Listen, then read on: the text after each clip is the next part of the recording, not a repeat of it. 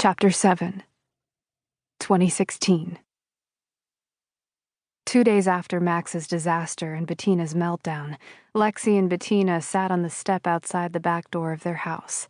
Max sprawled on the stone patio in front of them as they took turns reading pages of Goodnight Moon. Reading with her stepdaughter had become one of her favorite things because it caused Teeny to let down her guard and lean against Lexi's arm and laugh. Bettina used to do that a lot before the wedding.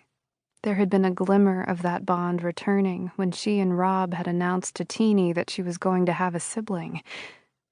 Then there had been a horrible night of blood and pain, and they'd had to tell her that she wasn't getting a little brother or sister after all. Lexi's phone buzzed on the step beside her, and she jumped. She had left so many apology messages in the last 24 hours without a response, but now Frannie was finally calling her back.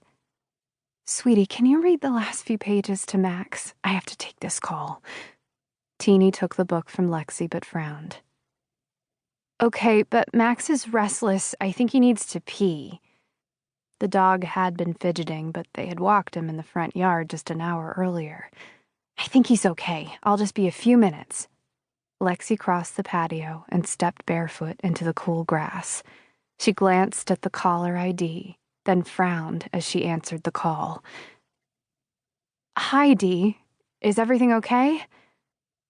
"I'm sorry to bother you at home," her boss said, "but we've both been so busy, and I wanted to let you know about the meeting I had with the parents of the brothers who can't seem to get along."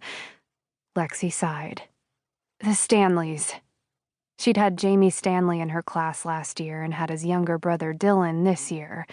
As the only teacher at the preschool who had taught both boys, Lexi was Dee's sounding board as she tried to navigate what had become a case of sibling rivalry on steroids.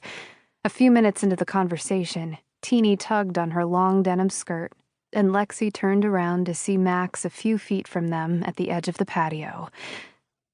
"Max really has to pee, but he's still afraid of this grass," Teeny said in a stage whisper.